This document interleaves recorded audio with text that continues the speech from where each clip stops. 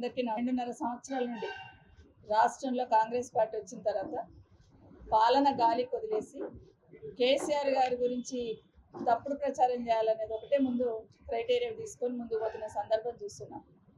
నిన్న హైకోర్టులో కాళేశ్వరం పైన కేసీఆర్ గారిని, హరీష్ రావు గారిని ఏదైతే ఘోష్ కమిషన్ రిపోర్ట్లో వారి పేరు పెట్టారో అది తప్పు అని తీర్పిచ్చిన హైకోర్టుకి ప్రత్యేకంగా న్యాయస్థానానికి ధన్యవాదాలు తెలియజేస్తా ఉన్నాను. సమాజంలో ప్రభుత్వాలు గుడ్డి వ్యవహరిస్తూ అధికారం ఉందనే అహంకారంతో వ్యవహరిస్తున్న వాళ్ళకి ఈ తీర్పు ఒక చెంపపెట్టలాగా. కేసీఆర్ గారు చేసిన పని, కేసీఆర్ గారు ఏ తప్పు చేయలేదని న్యాయస్థానం విశ్వసించిందనే నమ్మకం మాకందరికీ కలిగింది. తెలంగాణ ప్రజలందరికీ కూడా ఎప్పుడో కలిగింది.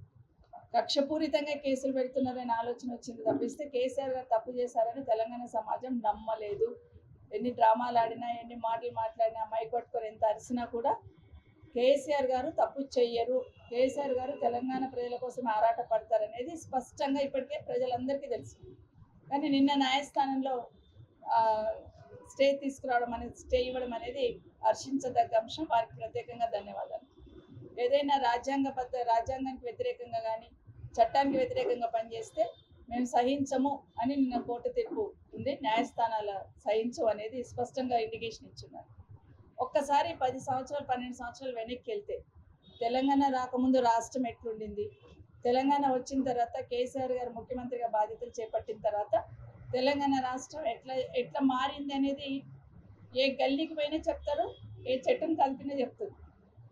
గతంలో తెలంగాణ రాకముందు తెలంగాణ వస్తే ఈ ప్రాంతం చిమ్మ చీకటి అవుతుంది అన్నారు.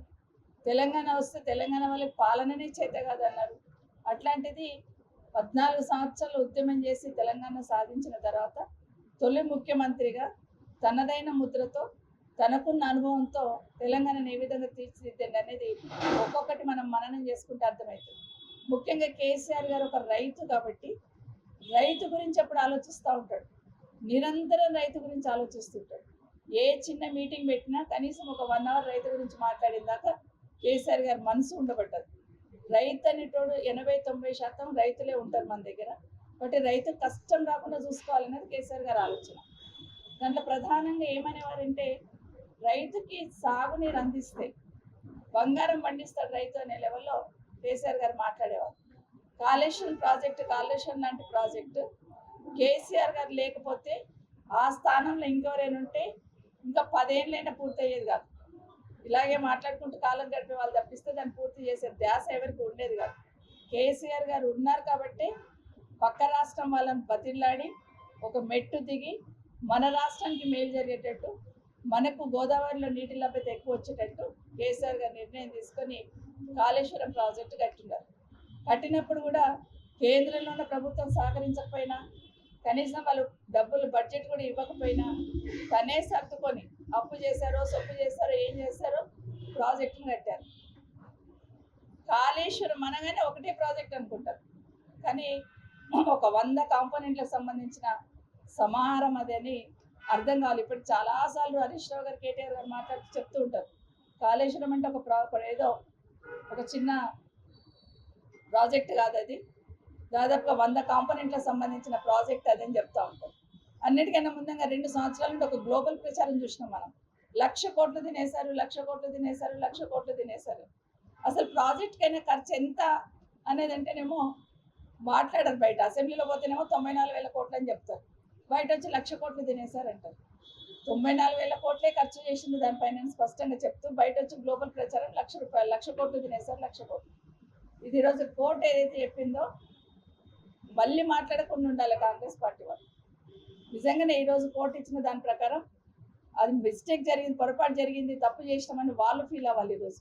ఈరోజు కాళేశ్వరం ప్రాజెక్ట్ కడుతున్నప్పుడు దాదాపుగా 3 బ్యారేజ్లు, 94,000 కోట్లలో కూడా 3 బ్యారేజ్లు, 21 పంప్ హౌజ్లు, 19 సబ్స్టేషన్స్ కట్టారు. దాంట్లో 15 రిజర్వాయర్స్. ఏ మూసికైతే నీళ్లు తీసుకొస్తానని చెప్తుంటే ఆ రిజర్వాయర్లు కూడా కాళేశ్వరంలో భాగమే. ఈరోజు రేవంత్ రెడ్డి గారు మూసీలో నేను గోదావరి నీళ్ళు పారిస్తానని చెప్తున్న రిజర్వాయర్ కూడా కాళేశ్వరంలో భాగమే. అదే కాకుండా సొరంగ మార్గాలు, ఒక చిన్న సొరంగం తొండాలంటేనే మొన్న SLBC టన్నల్ తవ్వినారు.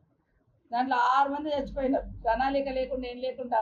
మొన్న కాంగ్రెస్ పార్టీ వచ్చిన తర్వాత అట్లాంటిది సొరంగ మార్గాలు 203 కిలోమీటర్ల సొరంగ మార్గాలు తవ్వారు ఈ ప్రాజెక్టులో. ఆ 203 కిలోమీటర్ల సొరంగ మార్గం ద్వారా నీళ్లు తరలించాలని ఆలోచన.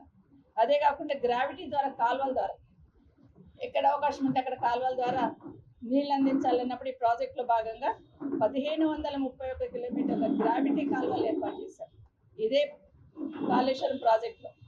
అదే కాకుండా 98 కిలోమీటర్ల ప్రెషర్ మైన్స్ ఏర్పాటు చేయడం జరిగింది. ఇవన్నీ కలిపితే కాళేశ్వరం అయింది. ఏదైతే ఈరోజు మేడిగడ్డ కూలింది అంటున్నామో అందులో ఒక బ్యారేజ్, అందులో కూడా ఒకటి మేడిగడ్డ దగ్గర కూడా ఆ దాంట్లో కూడా ఒక్కదానికి మేడిగడ్డకు అయిన ఖర్చు 3,800 కోట్ల రూపాయలు. దాంట్లో 85 పిల్లలు వచ్చినాయి. 85 పిల్లలలో 2 పిల్లలు మాత్రమే కుదించుకపోయినాయి అంటున్నారు. నేనైతే ఎప్పుడు మాట్లాడుతూ ఉంటాను, కుదించకపోతే భూమిలోకి ఇట్లా కదిలినట్టు కావాలి తప్పిస్తే పేల్చినట్టు ఎందుకు ఉంటుంది అని అంటూ ఉంటాం. ఆ రోజు ఇంజనీర్ ఏదైతే అక్కడ ఉన్న ఇంజనీర్ ఒక కంప్లైంట్ ఇచ్చినాడు పోలీస్ స్టేషన్లో, ఇది ఎవరో కూల్ చేశారు, ఎవరో బాంబు పెట్టి పేల్చేశారు అనేది. దాని మీద ఎంక్వైరీ ఉండదు. కానీ కేసీఆర్ గారు చేసిన పనిని తక్కువ చేసి చూపించే ప్రయత్నంలో భాగంగా ఈ ఎంక్వైరీ, ఘోష్ కమిషన్ ఎంక్వైరీ అని, ఇంకో ఎంక్వైరీ అని, ఇంకోటి అని ఏడబడితే ఆడ మాట్లాడటం, ఇప్పటి వరకు కాళేశ్వరం నీళ్లు రాలేవని మాట్లాడటం, రకరకాలు మాట్లాడిన సందర్భం చూసినాం. అన్నిటికన్నా ఎక్కువగా వరల్డ్లో, ప్రపంచంలో అతి ఎత్తైన ప్రాజెక్ట్ ఏదంటే కాళేశ్వరం. అది మనలకు అర్థం కాదు, ఇక్కడ ఉన్న కాంగ్రెస్ పార్టీలకు అర్థమవుతలేదు. కానీ ప్రపంచంలో గుర్తించినారు. ప్రపంచంలో అతి ఎత్తైన లిఫ్ట్ ఇరిగేషన్ ఏదంటే తెలంగాణలో, ఇండియాలో తెలంగాణలో ఉందని చెప్పి ఇప్పటికీ సందర్భం. దాదాపు 82 కిలోమీటర్ల కింది నుండి 618 కిలోమీటర్ల ఎత్తుకు లిఫ్ట్ చేశారు వాటర్ని. అంటే నది ఎక్కడ వంపుంటే అక్కడ నది పోతుంది, కానీ నదికి వెనకకి నడకలు నేర్పినాడు కేసీఆర్ గారు. ప్రతి జిల్లా సస్యశ్యామలం కావాలని, ప్రతి రైతుకి నీరు అందాలనే సంకల్పంతో దీన్ని పూర్తి చేసిన సందర్భం చూస్తున్నాం. ఇంకా కొంత ఒక 200 కోట్లు ఖర్చు పెడితే ఇంకా కాలువల ద్వారా నీళ్ళు అందించవచ్చు. కానీ ఆ సంకల్పం లేదు ఇక్కడున్న ప్రభుత్వానికి, ఇప్పుడున్న ముఖ్యమంత్రి గారికి, ఇప్పుడున్న ప్రభుత్వానికి. ఎంతసేపు ఈ ప్రాజెక్టు కూలిపోవాలనే ఆశించిండ్రు వాళ్ళు. ప్రాజెక్టు కూలిపోవాలని ఆశించి కూలేశ్వరం అని పేరు పెట్టారు. అదే కాళేశ్వరం దగ్గర పోయి నిన్న దండం పెట్టుకొచ్చినారు, కూలేశ్వరం అని మాట్లాడారు. దేవుడు ఖచ్చితంగా చూస్తూ ఉంటాడు పైన. కాళేశ్వరంను భగవంతుని పేరు మీద పెట్టిన ప్రాజెక్టు కూలేశ్వరం మాట్లాడుతుంది. ఈ ప్రభుత్వం కూడా కూలిపోవడం చాలా తొందరలోనే ఉందనేది అర్థమవుతుంది. అదే ప్రాజెక్టు 2 సంవత్సరాలు దాదాపు పెద్ద వరద వస్తే కూడా తట్టుకొని నిలబడ్డది. ఒకసారి అయితే 25 లక్షల క్యూసెక్కుల నీరు వరద వచ్చింది, అయినా కూడా మేడిగడ్డకి ఏం కాలేదు. ఇప్పటికైనా ఈ ప్రభుత్వం కళ్ళు తెచ్చి 2 నెలల్లో రిపేర్ అవుతుందంట. మరి 2 సంవత్సరాలు ఎందుకు వృధా చేశారు? 2 నెలల్లో ఈ 2 పిల్లలు రిపేర్ చేసేయమని రేవంత్ రెడ్డి గారు అక్కడున్న కాంట్రాక్టర్లకు చెప్తా ఉన్నారు, అధికారులను ఆదేశిస్తూ ఉన్నారు. మరి 2.5 సంవత్సరాలు ఎందుకు వృధా చేశారు? రైతులకు ఎందుకు నష్టం చేశారు? కేసీఆర్ గారి మీద నింద వేయాలనే ప్రయత్నమే చూశారు తప్పిస్తే రైతులకి నష్టం జరుగుతుందన్న ఆలోచన ప్రభుత్వానికి రాలేదు. ఇప్పటికైనా పిల్లలు తొందరగా రిపేర్ చేసి ప్రజలకు, రైతులకు ఇబ్బంది లేకుండా చూసుకోవాలని కోరుతూ, అదే కాకుండా ఇంకొక మాట కూడా మనం కొత్తలో చూస్తున్నాం. ఆ పిల్లలు 2 కుదించకపోతే కూడా అసలు ప్రాజెక్టే లేదన్నట్టు, ప్రాజెక్టు మొత్తం కొట్టుకపోయినట్టు. మరి కాళేశ్వరం ప్రాజెక్టు కొట్టుకపోతే ఈరోజు మూసికి నీళ్లు తీసుకొస్తాం అంటున్నారు. ఎక్కడికి వెళ్ళి తెస్తున్నారు? గంధమల్లకి నీళ్ళు తీసుకుపోతున్నారు 400. ఎక్కడి నుండి తీసుకుపోతున్నారు నీళ్లు? ఈరోజు మిషన్ భగీరథకు వాడుతున్నాం నీళ్లు, ఎక్కడి నుండి తెస్తున్నారు నీళ్లు? ఆడలేక మధ్యలో కూడా అంటే వాళ్ళకి పని చేయలేక చేతగాక ఏదో ఒకటి ఏలైతే చూపించాలని ప్రయత్నం చేస్తుంది. నిజంగా ప్రజల మీద చిత్తశుద్ధి ఉంటే, రైతుల మీద ప్రేమ ఉంటే ఆ ప్రాజెక్టు పూర్తి చేసి తర్వాత తప్పులు వెతకండి ఏదైనా ఉంటే. అసలు ప్రాజెక్టు కట్టడమే తప్పు అన్నట్టు చూస్తున్నారు. ప్రాజెక్టు కేసీఆర్ కట్టడమే చేసిన పెద్ద తప్పు అన్నట్టు చూస్తున్నారు తప్పిస్తే దానివల్ల ఎంత మేలు జరిగింది, ఎంత సాగు విస్తీర్ణం పెరిగింది. 1 కోటి ఎకరాలకు ఉన్న సాగు విస్తీర్ణం 2.5 కోట్లకు పెరిగింది. 2.5 కోట్ల ఎకరాలకు సాగు విస్తీర్ణం పెరిగింది. ఇవన్నీ పక్కన పెట్టేసి ఎట్లా దాన్ని కూల్చిందని చూపించాలని 2 సంవత్సరాలు ట్రై చేశారు. కూలిపోతుందేమో వర్షం వస్తాయి, ఇసుక తీశారు అక్కడ నుండి కూలిపోతుందేమో అని. బట్ అంత గట్టిగా కట్టారు కేసీఆర్ గారు. ఎంత ప్రయత్నాలు చేసినా ప్రాజెక్ట్ ఎక్కడ ఇబ్బంది కాకుండా, డ్యామేజ్ కాకుండా ఉన్న ప్రాజెక్ట్ని ఎంత ప్రయత్నం చేసినా కూడా ప్రజల కోసం కట్టిన ప్రాజెక్టు 100 ఏళ్ళు కాదు, ఈ భూమి ఉన్న రోజులు కూడా ప్రాజెక్టు గట్టిగా ఉంటుంది, వీళ్ళు ఎన్ని ప్రయత్నాలు చేసినా కూడా ఇప్పటికైనా రిపేర్ చేయమని కోరుతా ఉన్నాను. అనవసరమైన మాటలు పక్కన పెట్టి ముందు రిపేర్ చేయమని.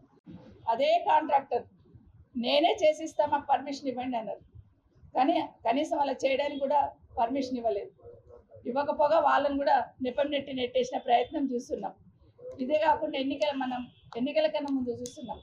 కేసీఆర్ గారు ఉన్నప్పుడు, ఈ ప్రభుత్వం రాకన్నా ముందు మన రాష్ట్రంలో రైతులు ఏ విధంగా పంటలు పండించిందని చూస్తున్నాం.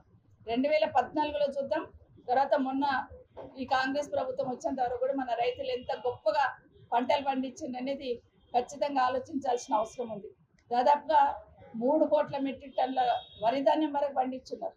అంటే పంజాబ్ను తలదన్నే దిశగా మన రాష్ట్రంలో రైతులు వరిని పండించారంటే అది కాళేశ్వరం గొప్పతనం అని కూడా తెలియజేసుకుంటే, ఇదే కాకుండా కేసీఆర్ గారు ఇంకొక మాట అంటూ ఉంటారు, కాళేశ్వరంతో పాటు పాలమూరు రంగారెడ్డి కూడా పూర్తి చేయాలని.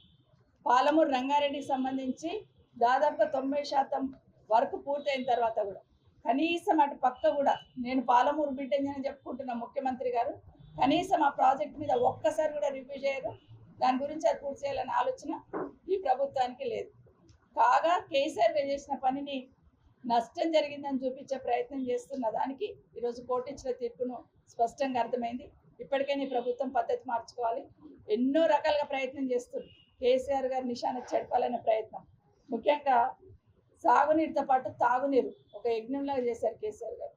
మిషన్ భగీరథ అనేది తీసుకొచ్చి ప్రతి ఇంటికి నల్లా ద్వారా నీళ్ళు ఇచ్చిన ఘనత కేసీఆర్ గారికి దక్కుతుంది. తెలంగాణ రాష్ట్రాన్ని ఆదర్శంగా తీసుకొని భారతదేశంలోనే హర్ ఘర్ జల్ అని మోడీ గారు ఒక ప్రాజెక్ట్ తీసుకున్నారు. ఈరోజు ఆ మిషన్ భగీరథకు సంబంధించిన నీళ్లు కూడా వస్తలే ఊర్లలో. కనీసం ఆ చేసిన పనిని కూడా కనీసం మెయింటైన్ చేయడానికి చేతనైతే లేదు ప్రభుత్వానికి. సమ్మర్ వచ్చిందంటే ఇప్పుడు ఏ కాలనీ పైన మంచినీళ్ళ సమస్యలు ఉన్నాయి, ఊర్లలో కూడా కట్ అవుతూ ఉంది. ఇంకో 3వ అంశం కేసీఆర్ గారు చేసింది 24 గంటల పవర్. అసలు తెలంగాణ వస్తే చిమ్మ చీకటి అయిపోతుంది రాష్ట్రం అనుకున్న మాట్లాడిన వాళ్ళ నోళ్ళు మూయించే దిశగా 24 గంటల పవర్ ఇచ్చినారు. ఉదయం రైతులు వచ్చి చెప్తున్నారు నాకు, సాయంత్రం 5 గంటలకు పవర్ పోతే తెల్లవారుజామున 3 గంటలకు వస్తుందమ్మా అంటే దాదాపు 10 గంటల పవర్ కట్ చేస్తున్నారు. కేసీఆర్ గారు ఉన్నప్పుడు 24 గంటల పవర్ ఉంది. ఈ ప్రభుత్వం వచ్చినాక 10 గంటలు కట్ చేస్తున్నారమ్మా అని చెప్తా ఉన్నారు. దేంట్లో చూసినా వైఫల్యం, దేంట్లో చూసినా రాష్ట్రానికి నష్టం కలిగించే ప్రయత్నం ఈ ప్రభుత్వం చేస్తూ ఉంది. ఏదైతే కాళేశ్వరం ప్రాజెక్టును దుమ్మెత్తిపోయాలనుకున్నారో అదే గోదావరి నీళ్ళల్లో మీ మాటలన్నీ కొట్టుకుపోయినాయి అనేది వాస్తవంగా అర్థమవుతుంది. ఇప్పటికైనా ఈ ప్రభుత్వం కళ్ళు తెరిచి కేసీఆర్ గారిని నిందలు మోపడం, కేసీఆర్ గారిని నిశాన చెడిపిద్దామనే ప్రయత్నం చేయడం, కేసీఆర్ గారిని తక్కువ చేసి మాట్లాడే ప్రయత్నం చేయడం అనేది మానుకోండి. ప్రజల కోసం, ప్రజల పక్షాన ఈ ప్రాజెక్ట్ ఆ 2 పిల్లలు తొందరగా పూర్తి చేసి ప్రజలకు నీరు అందించాలని కోరుతూ, ముఖ్యంగా కేసీఆర్ గారు ఇంకొక పని కూడా, మిషన్ కాకతీయ ద్వారా చెరువులన్నీ పూడిక తీసి ఇదే కాళేశ్వరం ప్రాజెక్ట్ ద్వారా అన్ని చెరువులు నింపినారు. గతంలో చెరువులు నింపి చెరువులలో చేపలు వేసిన సందర్భం కూడా చూస్తున్నాం. ఇవన్నీ కూడా అటుకెక్కిచ్చేసి కేసీఆర్ గారు చేసిన ప్రతి పనిని అటుకెక్కిచ్చేసి ఈరోజు రాష్ట్రాన్ని అధోగతి పాలు చేస్తూ ఉన్నారు. ఇప్పటికైనా ఈ ప్రభుత్వం కళ్ళు తెరిచి కాళేశ్వరం ప్రాజెక్టులో ఉన్న 2 పిల్లలు, మేడిగడ్డలో ఉన్న 2 పిల్లలు రిపేర్ చేసి ఇమీడియట్గా రైతులకు నీరు అందించాలి. భేషజాలకు పోవద్దు, ప్రతి చెరువుని నింపాలి. గతంలో కేసీఆర్ గారు ఏ విధంగా తాపత్రయపడేవాళ్ళు చెరువు నింపాలని కూడా తెలియజేసుకుంటూ, ఇప్పటికే తెలంగాణ ప్రజలకు స్పష్టంగా అర్థమైంది, కేసీఆర్ గారు ఏ పని చేసినా రైతుల కోసం, తెలంగాణ ప్రజల కోసం చేశారు.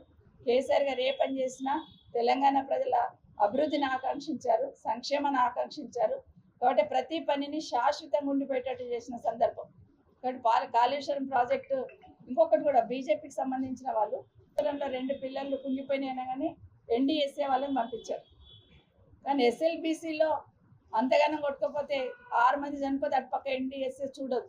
అదే కాకుండా వట్టెం రిజర్వాయర్ కొట్టుకోపోతే కూడా కనీసం అటు పక్కన తిరిగి చూసిన సందర్భం లేదు.